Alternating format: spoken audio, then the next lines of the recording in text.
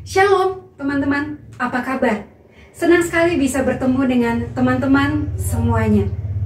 Sebelum kita mulai, saya akan memperkenalkan diri. Nama saya Patriani Yonasri Celandai, nama yang cukup panjang, tetapi teman-teman bisa memanggil saya dengan Astri. Saat ini saya berdomisili di Bandung, Jawa Barat, dan saya menggereja di Paroki Santo Ignatius Cimahi. Demikianlah perkenalan singkat saya. Teman-teman yang terkasih, hari ini kita akan membahas sebuah tema yang berjudul Aku Menantikan Senyumanmu. Tema ini atau kalimat dari tema ini merupakan kerinduan Tuhan kepada kita semua bahwa Ia merindukan agar kita tersenyum. Mari kita sama-sama buka Alkitab kita dari surat Rasul Paulus kepada umat di Filipi bab 4 ayat 4.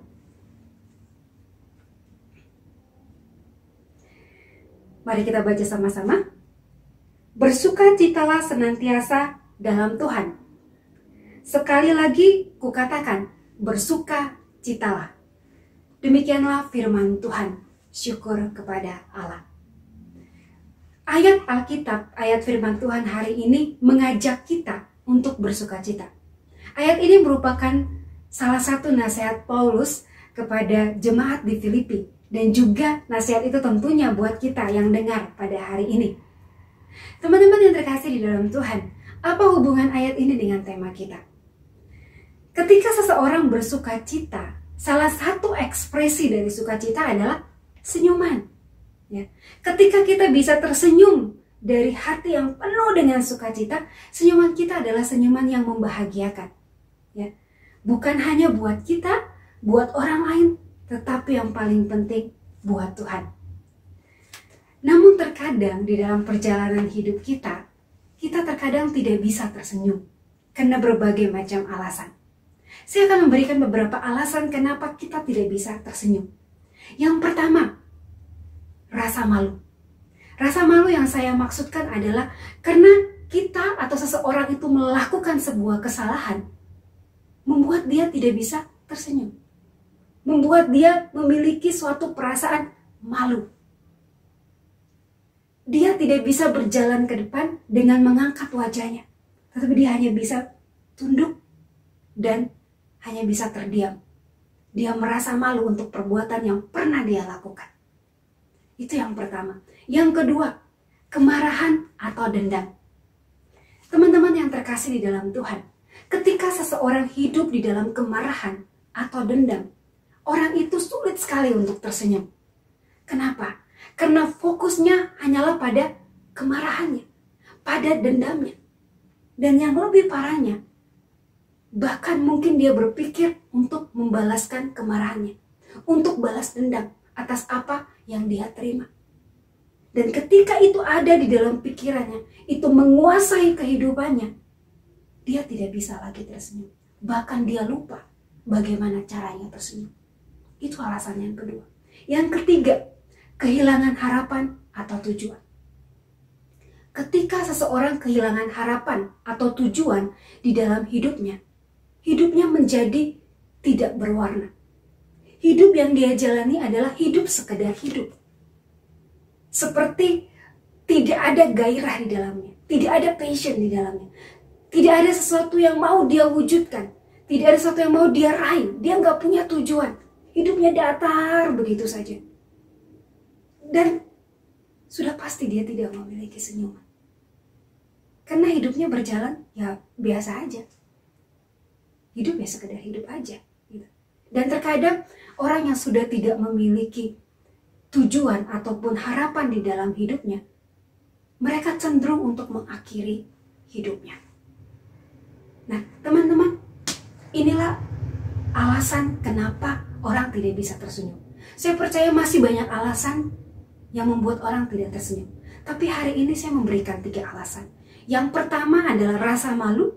Yang kedua adalah kemarahan atau dendam. Yang ketiga adalah kehilangan harapan atau tujuan di dalam hidup. Sebenarnya seberapa penting sih yang namanya senyuman itu? Ya, sampai Allah pun merindukan senyuman itu dari kita. Saya mau ajak teman-teman untuk membayangkan ketika teman-teman ada di tengah-tengah orang yang bersuka cita, penuh dengan senyuman, Apa yang teman-teman rasakan? Teman-teman pasti ikut bersuka cita.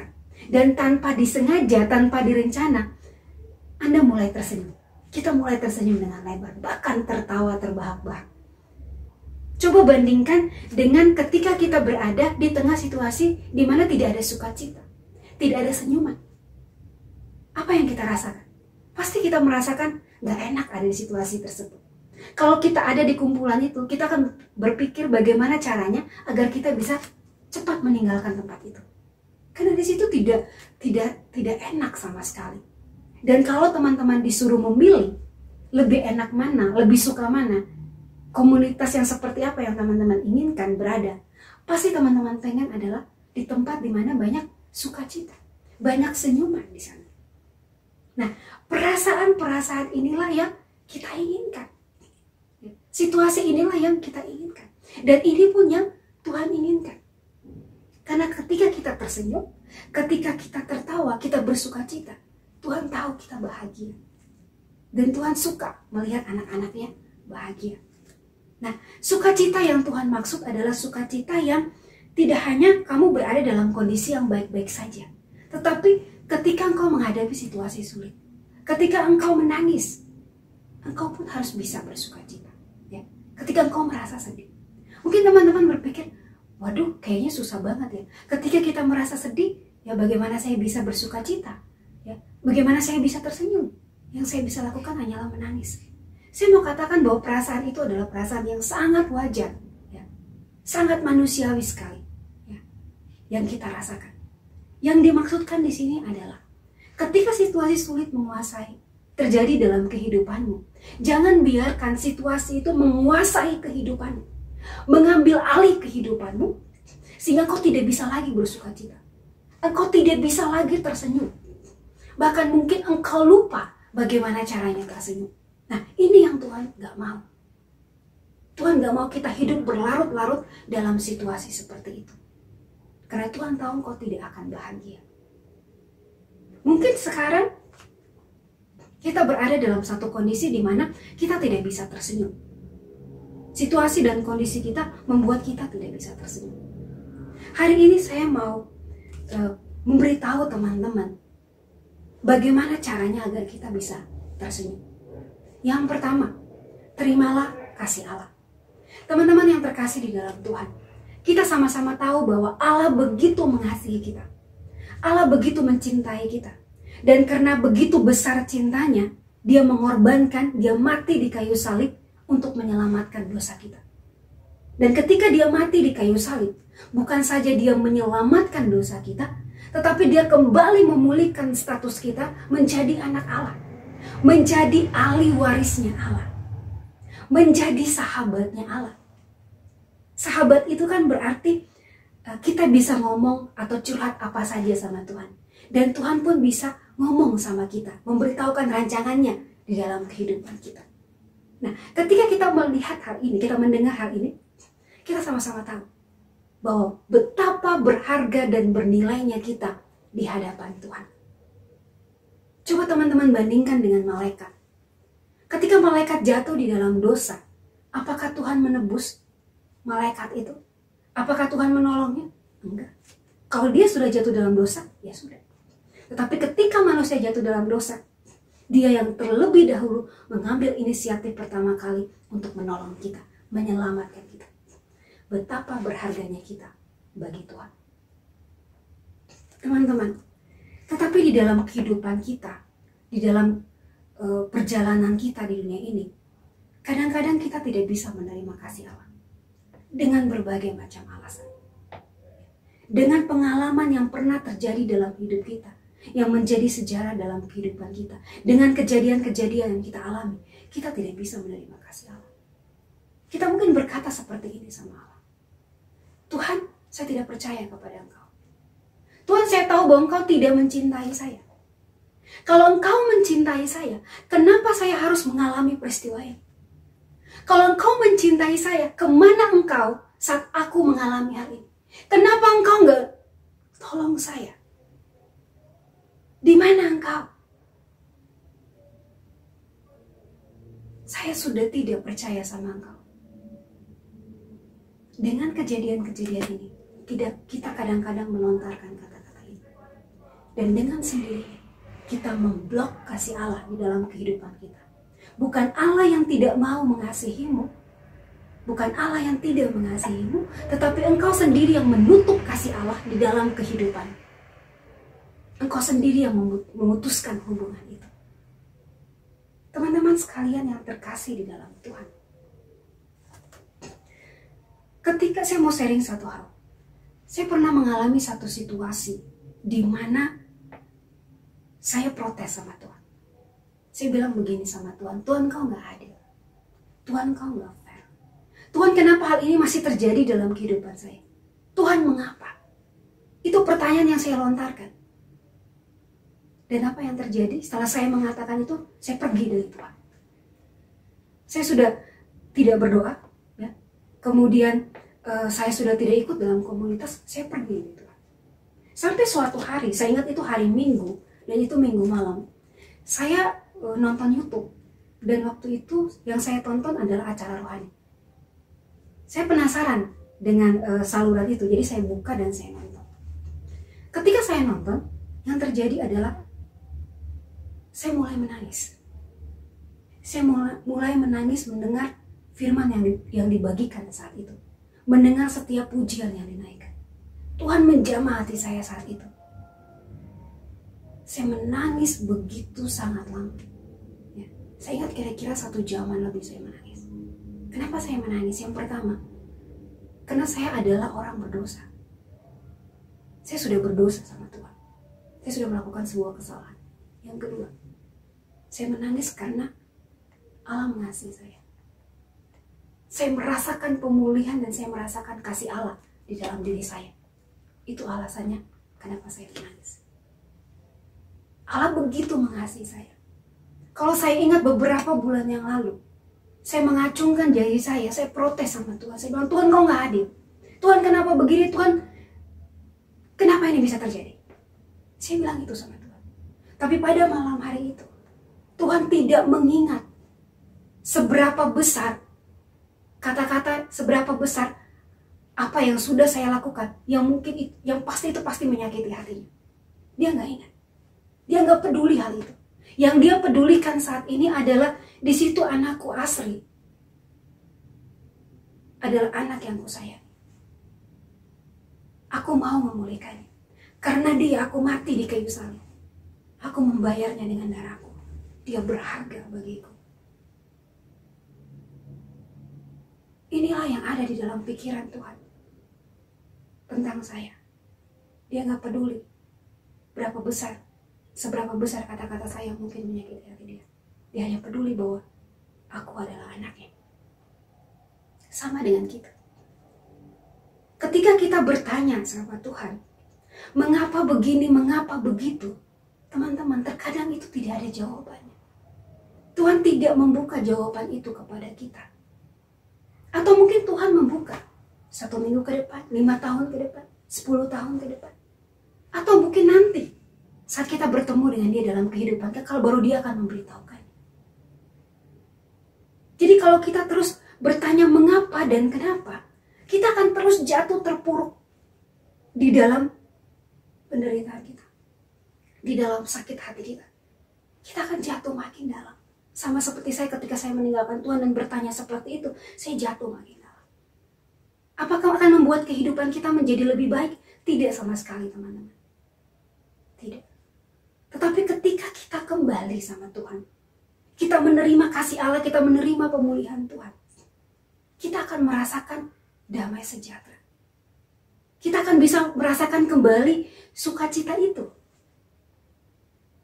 Kita akan bisa kembali merasakan damai sejahtera itu. Hidup kita mulai dipulihkan sama Tuhan. Dan terkadang setelah kita mengalami itu, kita bisa mengerti kenapa itu terjadi. Kesalahannya ada di mana. Kita terkadang bisa memahami itu. Sejauh bagaimana Tuhan membukanya untuk kita. Nah, sama juga dengan teman-teman yang mendengarkan saat ini. Kalau saat ini mungkin teman-teman punya pertanyaan bagaimana, mengapa, dan selanjutnya. Dan sampai teman-teman meninggalkan Tuhan. Saat ini saya mau ajak teman-teman kembali. Karena kalau tetap diam di situ dengan semua pertanyaan itu, kau akan tetap jatuh terpuruk. Tapi saat engkau kembali dan menerima kasih Allah, Tuhan akan memulihkan hidupmu. Mungkin teman-teman berkata bahwa itu gak mudah buat saya. Saya udah gak percaya lagi sama Tuhan. Atau saya percaya sama Tuhan cuma sebagian. Maksud saya begini, sebagian itu ketika kita mengalami sesuatu dalam kehidupan kita masih percaya sama Tuhan. Tapi kita bilang sama Tuhan bahwa Tuhan, bagian ini boleh engkau campur tangan. Bagian ini boleh engkau bereskan. Tetapi yang bagian yang ini, engkau tidak boleh ikut campur. Bagian yang ini biarkan saya menyelesaikan dengan cara saya sendiri.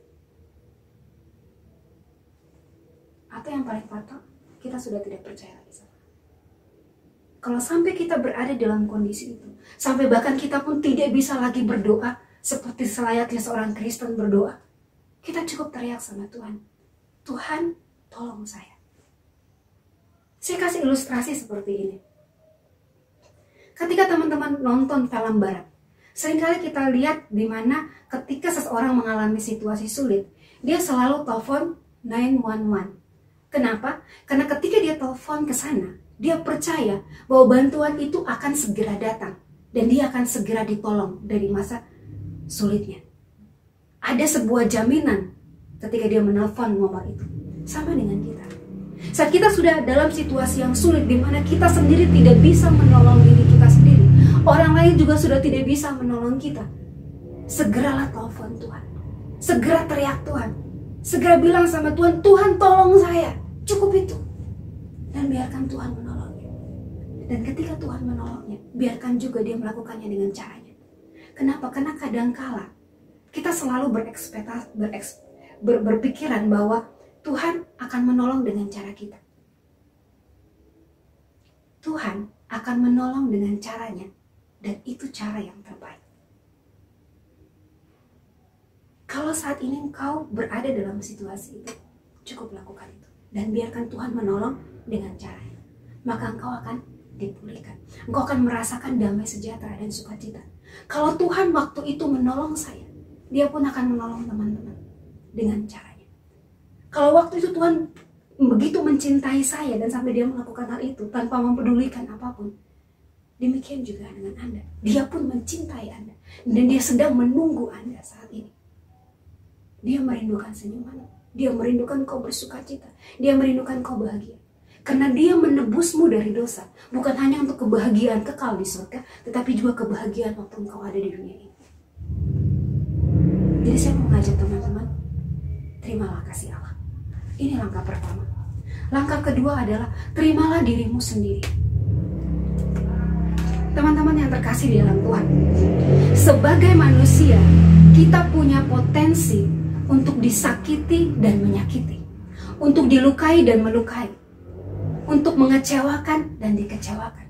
Kita punya potensi itu. Dan ketika setiap potensi ini terjadi di dalam kehidupan kita, itu menjadi sejarah kehidupan kita.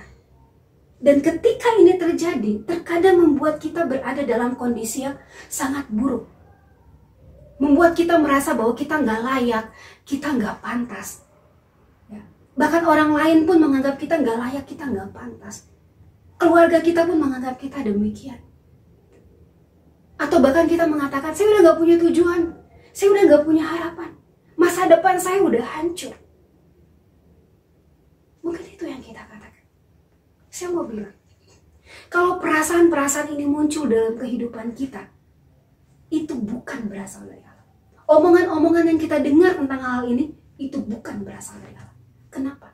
Karena tadi di poin 1, kita bisa melihat, kita mendengar betapa berharganya kita di hadapan Tuhan. Di dalam Yeremia bab 29 mengatakan begini, Aku mengetahui rancangan-rancangan apa yang ada padaku tentang kamu, yaitu rancangan yang penuh dengan damai sejahtera, bukan rancangan kecelakaan. Rancangan yang memberikan kepadamu hari depan yang penuh harapan. Jadi kita tahu bahwa kita masih punya hari depan. Kita masih punya harapan di dalam Tuhan. Kalau perasaan-perasaan ini muncul, mari segera selesaikan dengan Tuhan. Minta tolong Tuhan untuk bantu kau untuk membereskan masalahmu, untuk menerima bahwa oke, itu pernah terjadi di dalam kehidupan saya. Sekarang langkah saya ke depan apa? Nah, Untuk tahu langkahmu ke depan, kau harus tanya sama Tuhan. Dan ini sangat penting. Untuk membereskan perasaan-perasaan ini, itu sangat penting. Kenapa? Karena Tuhan itu punya tujuan dalam hidup. Ketika kau ada di dunia ini, engkau tidak diciptakan Tuhan dengan iseng. Tuhan punya rencana atas hidupmu. Dia punya tujuan. Dan ketika perasaan ini ada, perasaan ini akan menghalangi tujuan hidupmu. Perasaan dan tujuan adalah dua hal yang berbeda. Tetapi karena perasaan membuat orang memandang bahwa dia sudah tidak punya masa depan. Nah, ini yang Tuhan gak mau. Ini yang Tuhan gak mau. Dan ini harus diselesaikan agar tujuan Tuhan, pemakaian Tuhan dalam hidupmu bisa berjalan sesuai dengan apa yang Tuhan mau. Mungkin teman-teman bertanya, oke, sebenarnya apa sih tujuan saya hidup di dunia ini? Kalau kita baca Alkitab sebenarnya sudah tertulis dengan jelas bahwa tujuan kita ada di dunia ini adalah untuk menyenangkan Tuhan, untuk melakukan apa yang menjadi kehendak Tuhan. Sama seperti Tuhan Yesus melakukan apa yang menjadi kehendak Bapa. Demikian juga kita. Mungkin teman-teman pengen lebih spesifik, oke, itu tujuannya begitu sangat umum. Sebenarnya untuk apa sih saya ada di dunia ini? Tujuannya untuk apa sih? Saya mau kasih sharing sedikit tentang pengalaman saya mengenai tujuan. Teman-teman, saya bukan asli orang Bandung, dari wajahnya kelihatan ya. Saya itu orang rantau, saya datang dari NTT, saya datang ke Bandung itu untuk kuliah. Nah, ketika saya datang ke Bandung itu untuk kuliah, saya punya rencana ke depan, selesai kuliah, saya akan kembali ke daerah saya, bekerja di sana dan tinggal di sana. Nah, itu rancangan saya. Namun di dalam perjalanan hidup saya, dalam masa perkuliahan saya merasakan kasih Tuhan. Ya, akhirnya Tuhan bawa saya ke dalam persekutuan. Nah, di sana saya belajar mengenal Dia. Saya belajar mengenal Dia, saya belajar banyak hal. Dan akhirnya setelah selesai kuliah, saya mengambil satu keputusan, saya pengen kenal Dia lebih dalam lagi. Sehingga saya memutuskan tetap tinggal di Bandung. Dan saya bilang sama Tuhan, Tuhan, kalau saya tinggal di Bandung, tolong sediakan saya pekerjaan. Dan Tuhan sediakan itu. Nah, ketika saya dalam masa kuliah, kemudian masa bekerja, Tuhan memproses saya banyak hal. Tuhan mengajarkan kepada saya untuk mengampuni. Ya, banyak karakter dalam diri saya yang dikikis.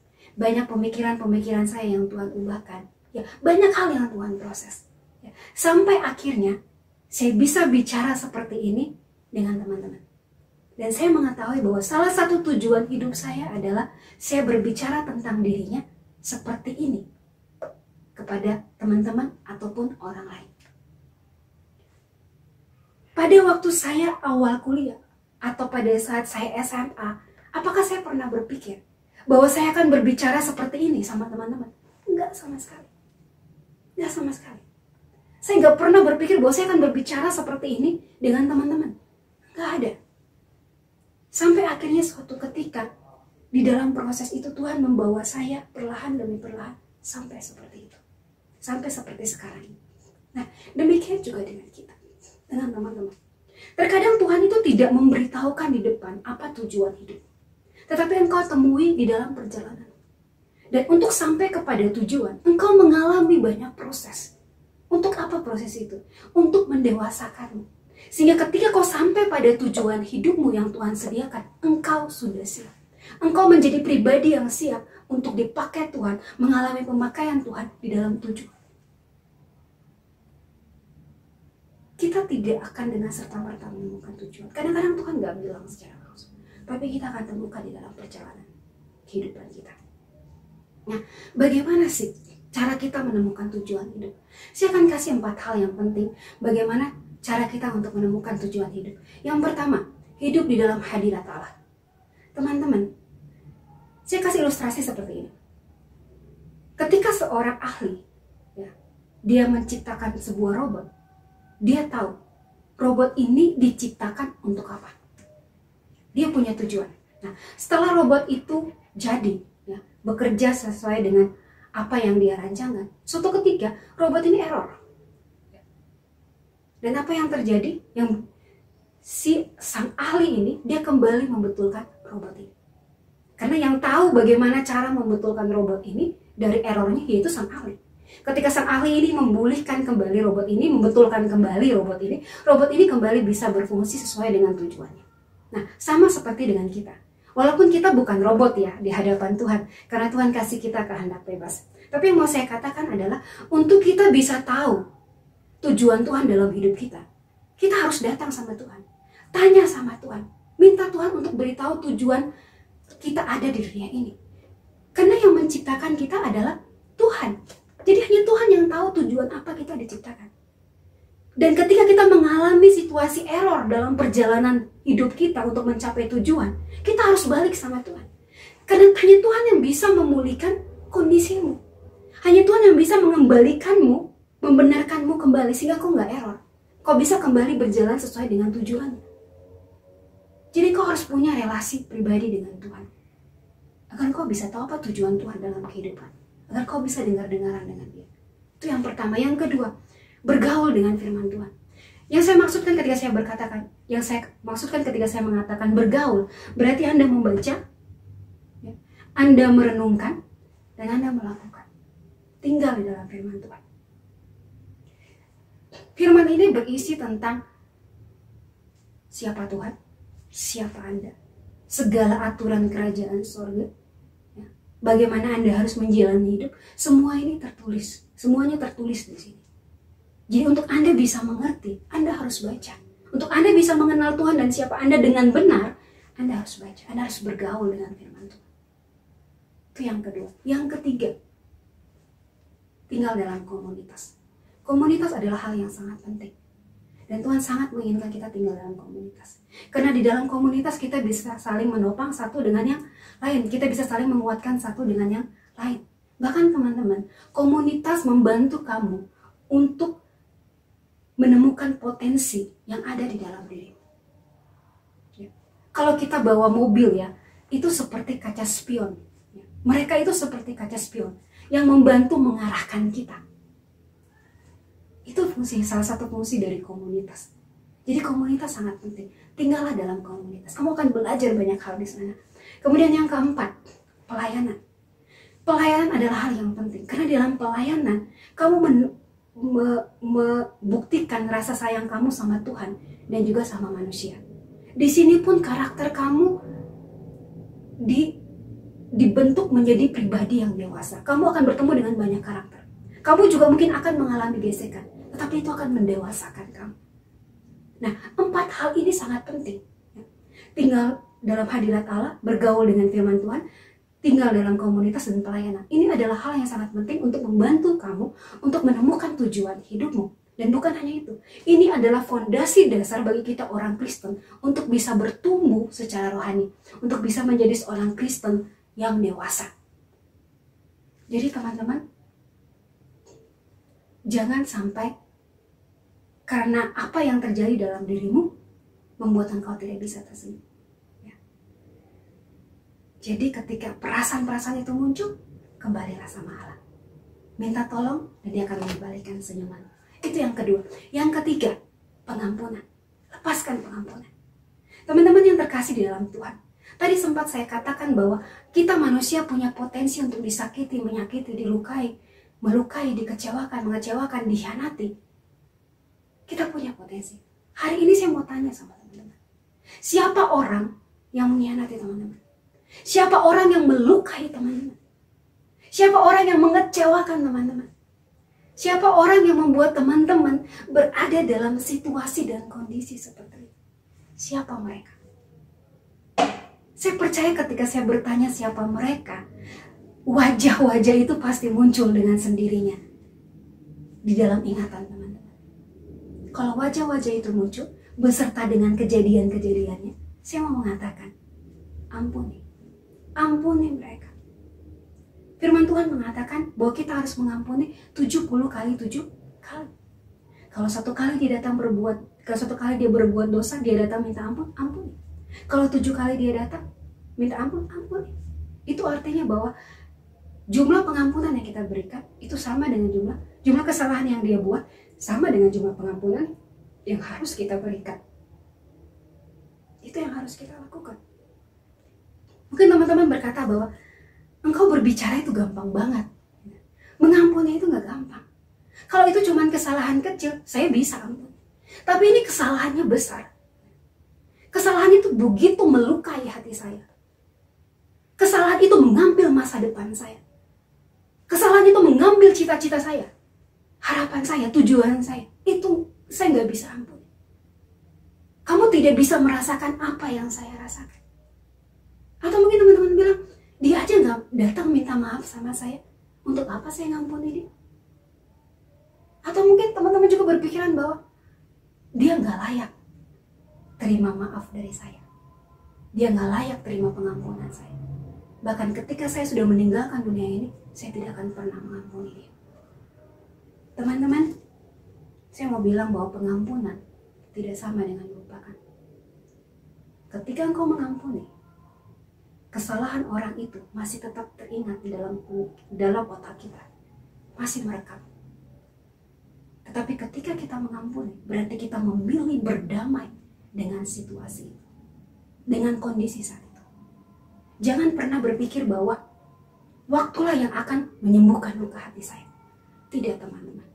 Waktu tidak akan pernah menyembuhkan luka hati. Menyembuhkan luka hati memang butuh waktu. Tapi waktu tidak menyembuhkan. Yang bisa menyembuhkan adalah ketika Anda melepaskan pengampunan. Dan jangan juga berpikir untuk balas dendam. Kalau Anda melakukan, saya mau katakan, apa bedanya Anda dengan orang itu? Anda menjadi sama jahatnya dengan orang itu. Jangan rendahkan diri Anda untuk menjadi sama dengan apa yang dia lakukan. Jadilah berbeda, karena kau anak Allah. Jangan pernah berpikir untuk melakukan hal itu. Jangan sia-siakan energi dan tenagamu hanya untuk hal itu. Sebenarnya kenapa sih kita harus mengampuni? Teman-teman, ketika Tuhan memberikan perintah untuk kita mengampuni, itu sebenarnya wujud dari kasih Allah sama kita.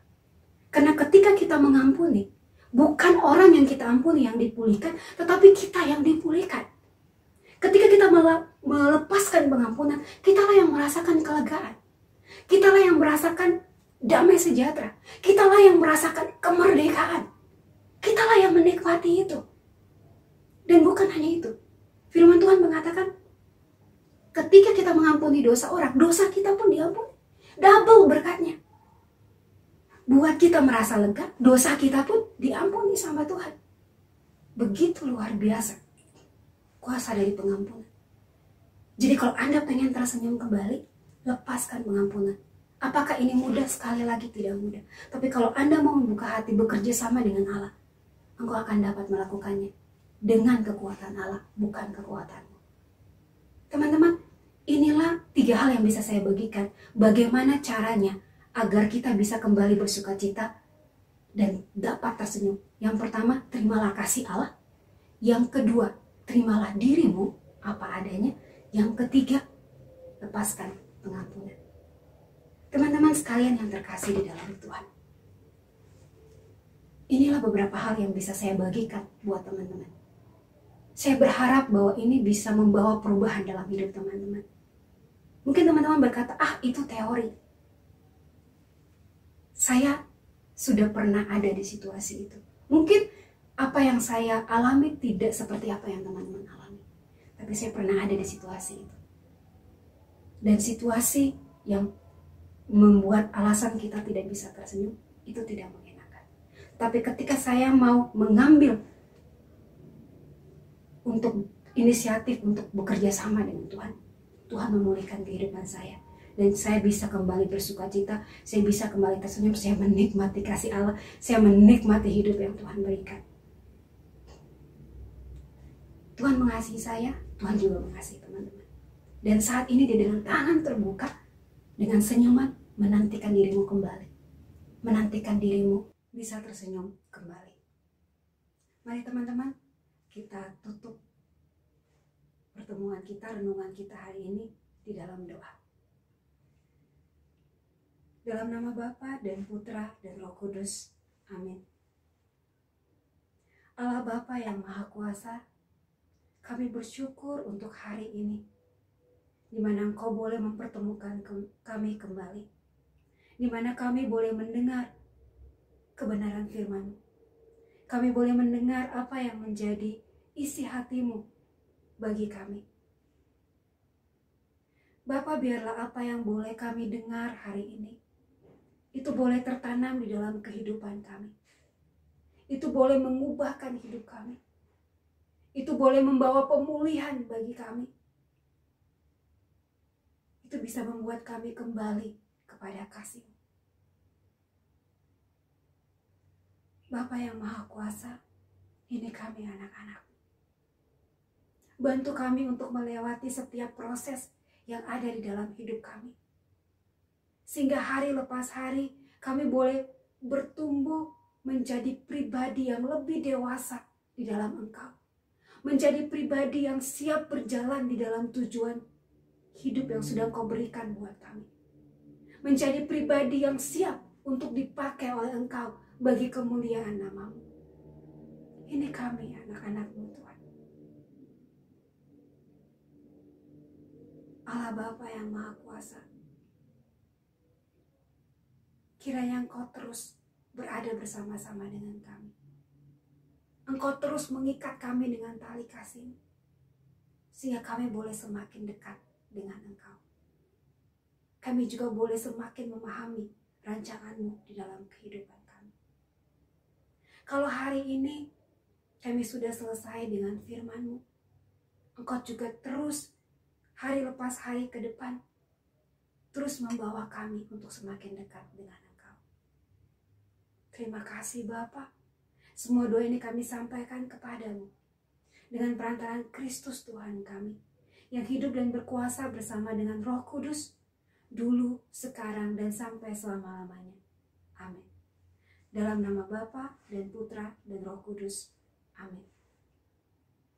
Terima kasih. Tuhan Yesus memberkati.